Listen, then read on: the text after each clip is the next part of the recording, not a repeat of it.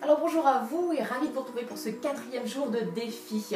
Alors aujourd'hui j'ai envie de vous donner une petite astuce pour dessiner parce que bien souvent vous dites que votre difficulté à vous, elle est au démarrage, vous ne savez pas dessiner, vous ne savez pas créer la forme de votre meuble. Alors reprenez le gabarit que je vous avais offert en téléchargement, vous allez voir qu'il y a des petits carreaux, il faut vous aider des petits carreaux. Et donc je dirais que si vous faites un blocage sur les formes particulières de meubles, eh bien pourquoi ne pas réaliser un meuble aux formes droites? Vous allez dessiner avec une règle et un crayon, il n'y a pas de difficulté majeure. Regardez en photo, une fois qu'on travaille le relief, il peut avoir un cachet assez exceptionnel. Et si toutefois vous avez envie de vous essayer aux formes arrondies, je vais vous donner une petite astuce. Il faut savoir que nous avons des compas naturels. Vous voyez le mouvement ici là, de mon poignet, et bien on va s'en servir sur le papier. Une fois qu'on va travailler sur le carton aussi, on va se servir de ce mouvement-là.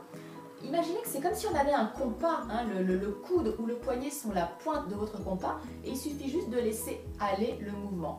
Alors dans la formation, je vous explique comment bien vous positionner pour pouvoir avoir justement ce trait de crayon harmonieux, mais je vais vous montrer sur le tableau ce que ça peut donner et vous vous entraînerez chez vous. Donc en fait, à partir du moment où vous voulez faire un arrondi, vous mettez à l'intérieur de l'arrondi, vous regardez votre point de départ, votre point d'arrivée, vous plantez votre coude sur votre carton, enfin sur la surface sur laquelle vous allez dessiner, et vous laissez aller le mouvement. Voilà. Vous le retracez un peu plus foncé pour le voir apparaître, mais vous voyez qu'on a une courbe qui est quand même harmonieuse.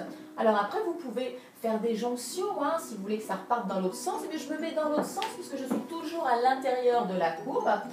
Et puis alors, je veux partir d'ici et je veux arriver là. Eh ben, je plante ici mon poignet, voilà, que vous voyez bien. Je regarde où je veux aller. Oh, j'y suis pas.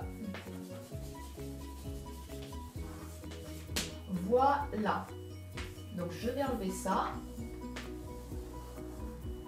Vous voyez qu'on peut tout à fait travailler donc des formes arrondies et harmonieuses pour sortir des meubles rectilignes. Alors essayez, entraînez-vous avec vos compas naturels et puis dites-moi en commentaire si vraiment ça vous a aidé. Pensez bien à vous mettre à l'intérieur de la courbe. Je vous dis à demain.